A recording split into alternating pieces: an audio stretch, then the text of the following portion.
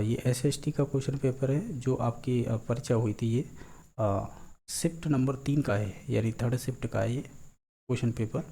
और ये परीक्षा हुई थी आपकी 24/7/2022 को, यानी आप कह सकते हैं 24 जुलाई 2022 को हुई थी।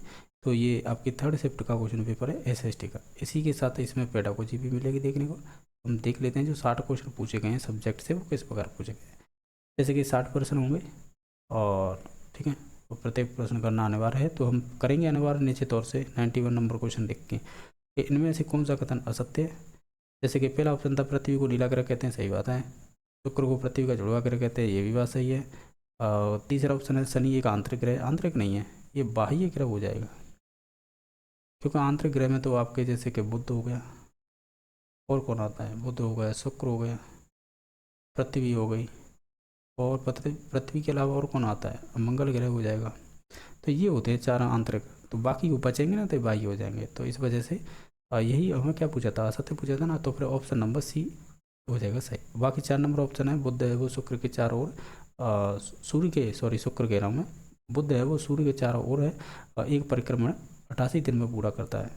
बिल्कुल सही बात है, यानी जो आपका कह सकते हैं जो आपका सूर्य है उसके चारों ओर घूमता है कितने दिनों में, 88 दिन में। तो ये भी बात सही है, जो गलत था वो ऑप्शन नंबर सी सही हो जाएगा। क्वेश्चन नंबर 92 है, और 92 नंबर क्वेश्चन इस प्रकार पूछा है, जब कह सकते हैं 0 डिग्री देशांतर पर सुबह के 10 बज रहे हैं तो 15 डिग्री पूर्वी देशांतर में कितना समय लगेगा। तो सिंपल ऐसे कर लेंगे, अब वो कैसे करेंगे वो अभी हम देखते हैं, क्योंकि हम ये जानते हैं कि 1 डिग्री बराबर 4 मिनट होता है, ये बात तो आप भी जानते होंगे। तो हम एक काम करते हैं, क्या करते हैं कि 1 डिग्री बराबर 4 मिनट होता है, तो 15 डिग्री बराबर कितना होगा, तो 15 इंटू 4 करेंगे तो 15 चौक 60 हो जाएगा, ये मिनट में आता है। अब इस मिनट को आप घंटे में बदल लीजिए, 60 मिनट में अगर 60 का ही भाग देंगे तो निश्चित तौर से 1 घंटा हो जाएगा। ये हमें पहले समय दिया गया था 0 डिग्री देशांतर पर 10 बजे, अगर इसमें 1 जोड़ देंगे तो कितना हो जाएगा, 11। तो ऑप्शन नंबर ए सही हो जाएगा। क्वेश्चन नंबर नेक्स्ट है भूपट्टी, यानी भूपरपट्टी के नीचे वह स्थान जहाँ भूकंप आरंभ होता है कहलाता है, तो उसे हम उद्गम केंद्र कहेंगे ना, सही है ना, बिल्कुल सही है। उद्गम केंद्र को ही हम फोकस कहते हैं, तो इसका ऑप्शन नंबर ये सही हो जाएगा। आपका क्वेश्चन नंबर है कौन सा है, 94 नंबर है कि भूकंप और ज्वालामुखी घटित होने का कारण क्या है। तो देखो इसमें एक से अधिक कारण हो रहे हैं, ठीक है, तो इस वजह से ये क्वेश्चन किया गया था आपका बोनस, यानी बोर्ड ने आपको एक अंक बोनस दे दिया था, उन्होंने खुद ही ऑप्शन गलत बना दिए थे। क्वेश्चन नंबर नेक्स्ट है जो अगुलहास, यानी जो आपकी अगुलहास धारा है वो कौन से महासागर से प्रभावित होती है। तो ये होती है आपकी हिंद महासागर से हो जाएगी, तो ऑप्शन नंबर डी सही हो जाएगा।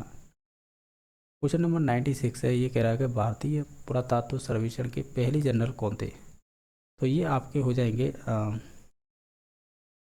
इन सभी ऑप्शनों को अगर आप ध्यान से देखेंगे तो आपके कनिंघम हो जाएंगे, यानी जिनका नाम था Alexander Cunningham, option number C सही हो जाएगा। क्वेश्चन नंबर आपका नेक्स्ट है 97 नंबर, ये कह रहा है कि जो थ्योरी गाथा के संबंध में कौन सा कथन सत्य है।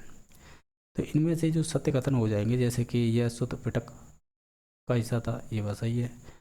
और इसमें जो भिक्खुनियों द्वारा रचित छंदों का संकलन किया गया, ये भी बात सही है। ये बिना पिटक का एक हिस्सा है, तो ये गलत बात है, ठीक है।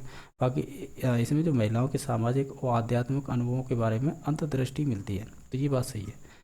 1 2 4 ऑप्शन नंबर बी सही हो जाएगा। क्वेश्चन नंबर नेक्स्ट है कि जो वर्धमान महावीर किस वंश से संबंधित थे। तो वर्धमान महावीर है वो वंश उनका था, तो वो उनका वंश कौन सा हो जाएगा।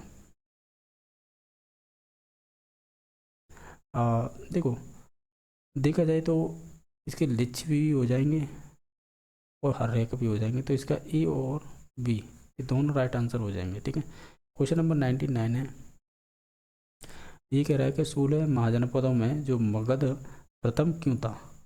उसका एक रीजन है कि वहाँ पर खेती की उपज अच्छी होती थी, जंगली हाथी का उपलब्ध होना और लोहे की खदान होना, तो ये उपयुक्त सभी इसका राइट आंसर हो जाएगा। क्वेश्चन नंबर आपका 100 है कि लोथल नामक हड़प्पाई स्थल कहाँ पर स्थित है। तो ये सिंपल ही था, ये आपके को अपने गुजरात में ही है। बाकी बेरी गाजा प्राचीन भारत के कौन से बंदरगाह का यूनानी नाम था। तो ये संबंधित हो जाएगा आपके भरूच का, ऑप्शन नंबर ये सही हो जाएगा। क्वेश्चन नंबर 102 है, ये कह रहा है कि चोल अभिलेखों में भूमि के विभिन्न कोटियों का उल्लेख मिलता है, उनमें से जो वेलन वगाई यानी वेलन वगाई का संबंध किससे है? ये आपका संबंधित हो जाएगा गैर ब्राह्मण किसानों की स्वामी की भूमि, यानी ऑप्शन नंबर 1 सही हो जाएगा। क्वेश्चन नंबर नेक्स्ट है, मेगस्थनी ने मौर्य प्रशासन में सैनिक गतिविधियों के संचालन के लिए कितनी उप समितियों का उल्लेख किया है? तो निश्चित तौर से ये किया गया है आपकी 6 उप समितियों का, तो ऑप्शन नंबर बी सही हो जाएगा। क्वेश्चन नंबर 104 है, ये कह रहा है कि गुप्त काल में ब्राह्मणों को जो भूमि दान दी जाती थी उसे क्या कहते थे? तो गुप्त काल की बात हो रही है ना, तो ब्राह्मणों को जो भूमि दी जाती थी उसे हम क्या कहते हैं? शायद अग्रहार कहते हैं, ऑप्शन नंबर डी सही हो जाएगा। क्वेश्चन नंबर 105 है, चालुक्यों की राजधानी कौन सी थी? तो चालुक्यों की राजधानी थी वो ऐहोल थी, ऑप्शन नंबर डी सही हो जाएगा।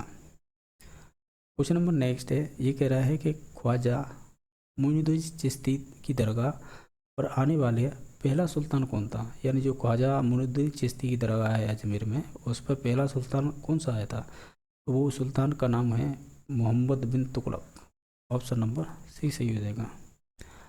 ये कह रहा है कि पौलज, परती, चाचर और आपकी बंजर भूमि के प्रकार हैं किस काल से संबंधित हैं?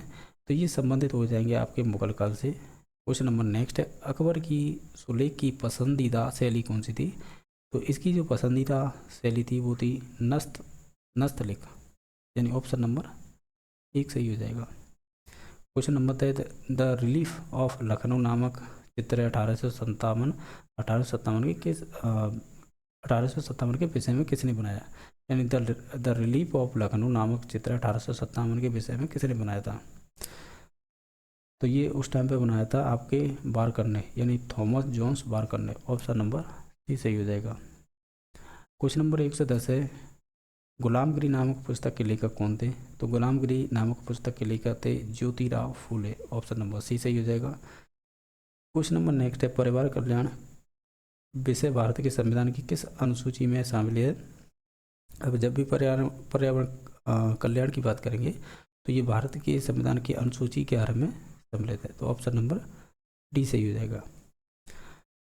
क्वेश्चन नंबर नेक्स्ट है जो है 112 नंबर, कि भारत के संविधान में संशोधन की शक्ति किससे प्राप्त है? तो ये आपकी जैसे कि ये तो संसद से ही हो जाएंगी ना, आपके पार्लियामेंट, ऑप्शन नंबर डी सही हो जाएगा। भारत में विधिक सेवा दिवस कब मनाया जाता है? तो ये मनाया जाता है 9 नवंबर को।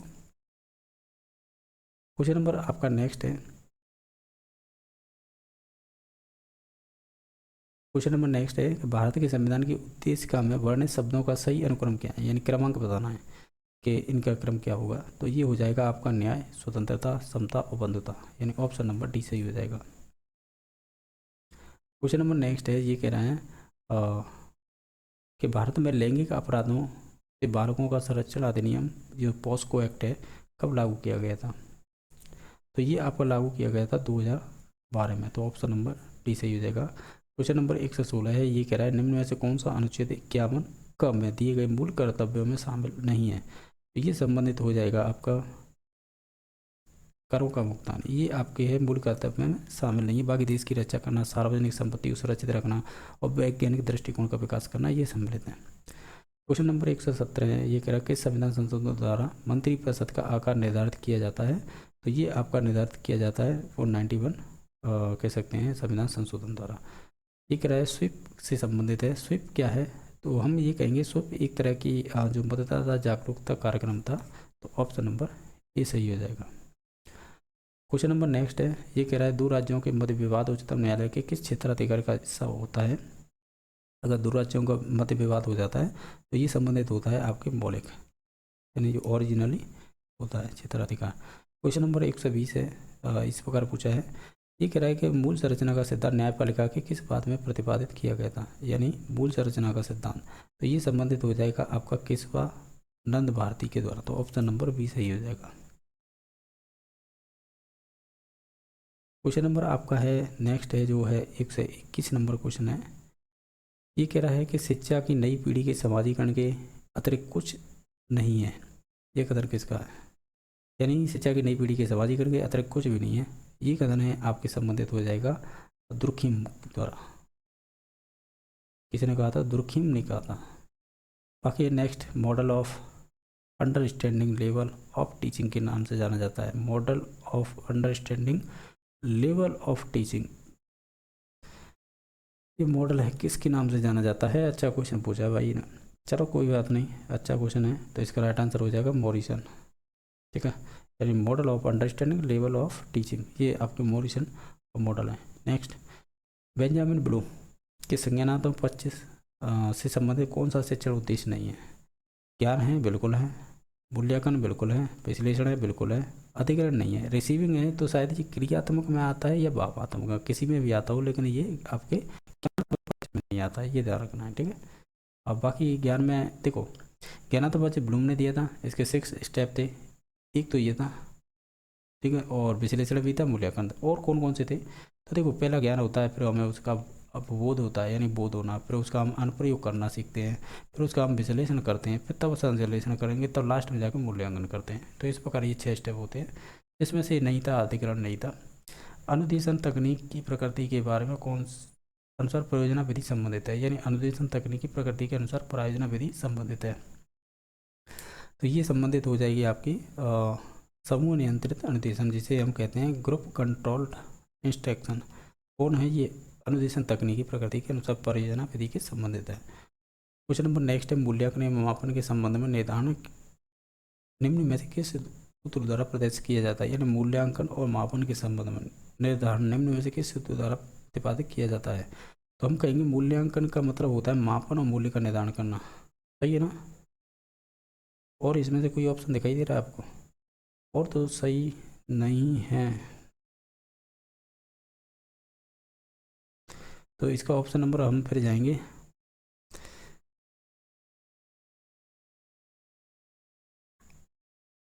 हम बी पे ही जाएंगे। ठीक है, यानी हम कहेंगे इसका ऑप्शन नंबर बी सही हो जाएगा। यानी मूल्यांकन का मतलब होता है मापन और मूल्य का निर्धारण करना। ठीक है, नेक्स्ट क्वेश्चन नंबर देख लेते हैं। ये 125 था, तो नेक्स्ट क्वेश्चन नंबर 126 आएगा। अब ये क्वेश्चन कह रहा है कि कौन सा पद है प्रायोजन विधि का भाग नहीं है? परिस्थिति उत्पन्न करना, ये तो निश्चित तौर से होगा। प्रायोजना का चुनाव करना, ये भी होगा। प्रायोजना का मूल्यांकन करना, ये भी होगा। लेकिन सूचनाओं का विश्लेषण करना, ये इसका भाग नहीं होता है, तो ऑप्शन नंबर सी सही हो जाएगा। क्वेश्चन नंबर आपका नेक्स्ट है, राष्ट्रीय शिक्षा नीति थी 1986 में मूल्यांकन को निरंतर और व्यापक बनाने के अंतर्गत निम्न सुझाव नहीं दिया गया था। क्या सुझाव नहीं दिया गया था इन पाँचों में से, सॉरी 4 ऑप्शनों में से? तो इनमें से देखें तो हम ये कहेंगे मूल्यांकन का लक्ष्य निर्धारित होना चाहिए, ये बात सही है। मूल्यांकन का स्वरूप व्यापक होना चाहिए, ये भी बात सही। मूल्यांकन निरंतर होना चाहिए, ये भी बात सही है। तो फिर लास्ट वाली ऑप्शन है वो नहीं होगी, यानी प्रश्न पत्र निर्माण में अध्यापक की ज्ञान प्रशिक्षण की आवश्यकता नहीं हो, ऐसा कहना गलत है। तो ऑप्शन नंबर डी सही हो जाएगा। क्वेश्चन नंबर नेक्स्ट है, कच्चा शिक्षण में तुलनात्मक अध्ययन के लिए उपयोगी क्या चीज़ होगी? हम कहेंगे अगर इन सभी ऑप्शनों को ध्यान से देखें तो वो ग्राफ होगा। ऑप्शन नंबर डी सही हो जाएगा। प्राचीन व वर्तमान काल की संस्कृति एवं लोक जीवन का छात्र प्रत्यक्ष रूप से ज्ञान प्राप्त करता है, ये वह स्थान कौन सा होता है? तो हम कहेंगे चाहे वो आपका भ्रमण हो, ठीक है, चाहे आपका संग्रहालय हो, चाहे अवलोकन हो, ये प्रत्यक्ष ज्ञान ही करते हैं। तो ऑप्शन नंबर डी सही हो जाएगा। क्वेश्चन नंबर नेक्स्ट है कि उत्तर भारतीय मैदान में बाढ़ निर्मित नए युवा निक्षेपों को जाना जाता है। यानी उत्तर भारतीय मैदान में बाढ़ निर्मित नए युवा निक्षेपों को जाना जाता है। तो ये आपका, हालांकि देखा जाए एनसीईआरटी पढ़ी होगी 9th क्लास में या 11th क्लास की, जो हम ज्योग्राफी बुक पढ़ते हैं ना, उसमें दे रखा है, तो उसे हम कहते हैं खादर। ठीक है, ये तो नए युवा हैगे और पुराने हो जाएंगे तब इसे क्या कहेंगे? फिर इसे बांगर कहेंगे।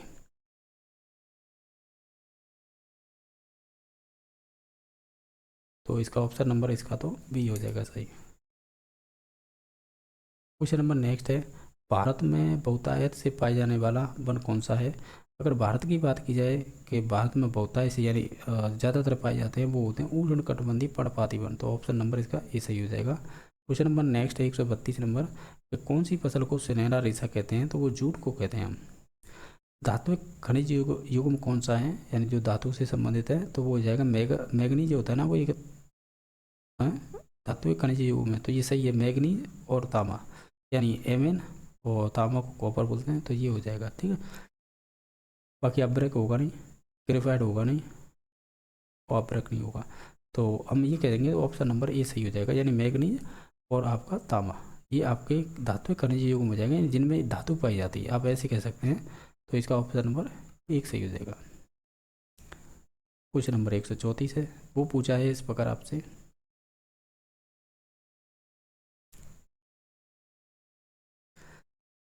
क्वेश्चन नंबर 134 है, वो इस प्रकार पूछा है, विश्व में सबसे अधिक बिकने वाली कैंसर रोधी औषधि भारत में कौन से पौधे प्राप्त होती है, यानी किस पौधे से बनती है, आपको ये बताना है। तो हम कहेंगे अगर हम बात करें कैंसर के बारे में और भारत में कौन से पौधे से प्राप्त की जाती है, तो वो हिमालयन यव है, उससे प्राप्त की जाती है। तो ऑप्शन नंबर बी सही हो जाएगा। क्वेश्चन नंबर 135 है कि राजस्थान के शुष्क व अर्ध शुष्क क्षेत्रों में जो पालर पानी शब्द किसके लिए प्रयुक्त किया जाता है। तो पालर पानी है ना, ये आपके वर्षा जल के लिए प्रयोग किया जाता है। तो ऑप्शन नंबर डी सही हो जाएगा। क्वेश्चन नंबर 136 है, इसमें पूछा है राजस्थान के कौन से जिले में भारत का सबसे बड़ा सोलर पार्क स्थापित किया गया था, वो आपका जोधपुर जिले में किया गया है। ठीक है, तो ऑप्शन नंबर एक सही हो जाएगा। ठीक है, जोधपुर हो जाएगा ना, सही बात है, जोधपुर में हो जाएगा। नेक्स्ट क्वेश्चन नंबर है, इसमें आपको एक तरफ तो फेस्टिवल त्यौहार तय रखे, दूसरी तरफ कौन से ज़िले में मनाए जाते हैं वो बताना है। कैमल फेस्टिवल कहाँ पर मनाया जाता है, ये अच्छा क्वेश्चन है। ये हम सोचते हैं जैसलमेर होगा, लेकिन जैसलमेर इसका आंसर नहीं होता है, ये ध्यान रखना। ये कहाँ पर मनाते हैं, बीकानेर में मनाते हैं। डेजर्ट फेस्टिवल है, ये आपका जैसलमेर में मनाते हैं। ठीक है, और क्या हो गया, बी और ये मिल गया। अब काइट फेस्टिवल है, वो आपका पहले हम देखते हैं मेवाड़ फेस्टिवल। तो मेवाड़ मनाया जाएगा उदयपुर में, काइट फेस्टिवल मनाया जाएगा जयपुर में। तो अब देख लीजिएगा, पहले का क्या है, पहले का बी है, दूसरे का ए है, तीसरे का क्या है, तीसरे का डी है, चौथे का क्या है, चौथे का सी है। यानी B A D C, B A D C, B A D C, B A D C, B A D C, यानी ऑप्शन नंबर एक सही हो जाएगा। क्वेश्चन नंबर नेक्स्ट है, वैसे यार मैंने इंग्लिश में बता दिया था, चलो हिंदी में बता देते हैं। ऊंट महोत्सव है, ये आपका बीकानेर में। और जो आपका मरु उत्सव है, यानी जैसे डेजर्ट फेस्टिवल बोलते हैं, ये जैसलमेर हो जाएगा। पतंग जयपुर से संबंधित हो जाएंगी, और जो मेवाड़ है वो आपके उदयपुर से संबंधित हो जाएगा। इस प्रकार इसका ऑप्शन नंबर एक सही था। क्वेश्चन नंबर आपका 138 है, इसमें पूछा है कि कौन सा कथन है वो असत्य बताना है। जैसे जवाहर सागर अभ्यारण्य कोटा बूंदी और आपके चित्तौड़गढ़ में स्थित है, ये बात सही है। केसरबाग वन्यजीव अभ्यारण्य धौलपुर में, ये बात सही है। अर्ध उष्णकटिबंधीय सदावर वनों को मानसून वन भी कहते हैं, ये कहना गलत है। बाकी ये राजस्थान का कल्प वृक्ष रोहिणा है, कल्प वृक्ष ये नहीं होगा, रोहिणा थोड़ी है। तो ये गलत है, ठीक है, रोहिणा नहीं होता, ये तो राजपुष्प है।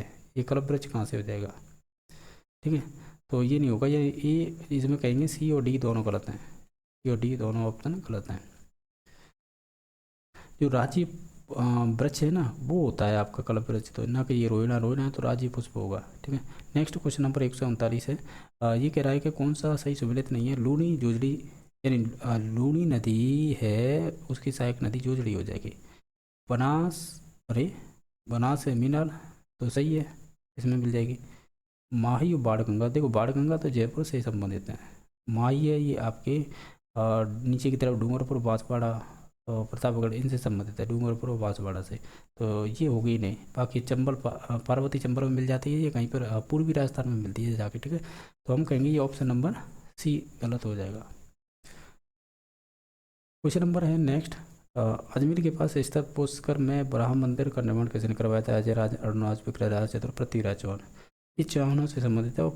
और जो अजमेर है फेमस है पुष्कर मेले के लिए। ठीक है, एकमात्र पुष्कर जी का मंदिर है, ये आपके अजमेर में ही है। तो नीचे तौर से इसका राइट आंसर हो जाएगा अरुणराज, जिसे अन्ना जी बोलते हैं।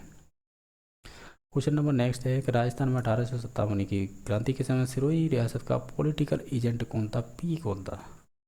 तो सिरोही है वो मेवाड़ में ही आती थी उस टाइम पे। तो उस टाइम पे था जो आपका हो जाएगा डी हॉल। क्वेश्चन नंबर आपका राइट का, क्वेश्चन नंबर 141 का right answer B number option हो जाएगा। ठीक है, मोतीलाल तेजावत किस गांव के निवासी थे।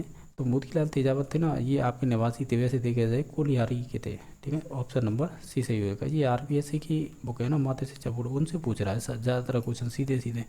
क्वेश्चन नंबर नेक्स्ट है 1887 का सूर्यमल मिश्रण पुरस्कार कन्हैयालाल सेठिया को किस साहित्यिक रचना के लिए दिया गया था, जैसे लील डांस, निग्रंथ, धरती दोरारी, शबद। ये जो 1987 में दिया गया था ना, तो ये दिया गया था आपके कह सकते हैं आपकी शबद के बारे में। इसके लिए उन्हें कन्हैयालाल सेठिया को है सूर्यमल मिश्रण पुरस्कार दिया गया था।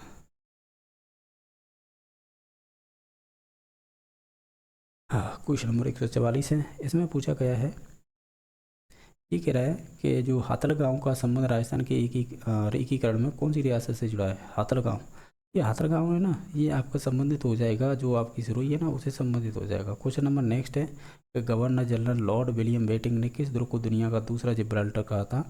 तो ये कहा था राजस्थान के पैरानगढ़ है ना जोधपुर, उसको कहा गया था। क्वेश्चन नंबर 146 है। ये कह रहा है कि आदिवासियों का कुंभ, तो ये बेणेश्वर मेला हो जाएगा, कहाँ पर है, ये लगता है डूंगरपुर में। डिग्गी मेला है ये आपके मालपुरा टोंक में लगता है। कैला देवी मेला ये करौली जिले में लगता है। जीड़ माता का मेला, जीड़ माता ये शायद वो उसमें आती हैं सिरोही में, नहीं सीकर में आती हैं, सॉरी सीकर में जीड़ माता, और आपके जीड़ माता हो गई, और भी माता हैं वहाँ पर। बाकी बेणेश्वर तो डूंगरपुर में हो जाएंगे। क्वेश्चन नंबर 147 है। एक रथ थबंडियो थेंडियो आड़ ठुस्सी नामक आभूषण किस महिलाओं का आभूषण धारण करती है, कंठ में पहनती है। क्वेश्चन नंबर 1 पूछा था गया कि ये कह रहा है कि जो Maharaja school of arts and craft की स्थापना किस राजस्थानी शासक द्वारा करवाई गई थी। तो ये जयपुर के राम सिंह के द्वारा करवाई गई थी। तो ऑप्शन नंबर इसका बी सही हो जाएगा, जिन्हें सवाई राम सिंह कहते हैं, ये उपाधि है। ठीक है, बाकी है नेक्स्ट क्वेश्चन नंबर देख लेते हैं। 149 नंबर क्वेश्चन इस प्रकार पूछा था, जो बालर नृत्य किसके द्वारा किया जाता है। तो ये स्त्री और पुरुष दोनों के द्वारा किया जाता है। तो ऑप्शन नंबर सी सही हो जाएगा। इनके अलावा नेक्स्ट क्वेश्चन है, जो लास्ट क्वेश्चन नंबर बच रहा है, इसमें ये पूछा है कि निम्न में से किस उद्देश्य की संप्राप्ति पर विद्यार्थी किसी मानचित्र में अंकित अशुद्धियों को सही करता है। तो देखो ज्ञानार्जन में करेगा नहीं, आपके बोध का विकास होगा, इससे संबंध नहीं, ना ज्ञान उपयोग से, केवल ये आपका संबंधित होगा क्रियात्मक कौशल का विकास। तो ऑप्शन नंबर इसका डी सही हो जाएगा।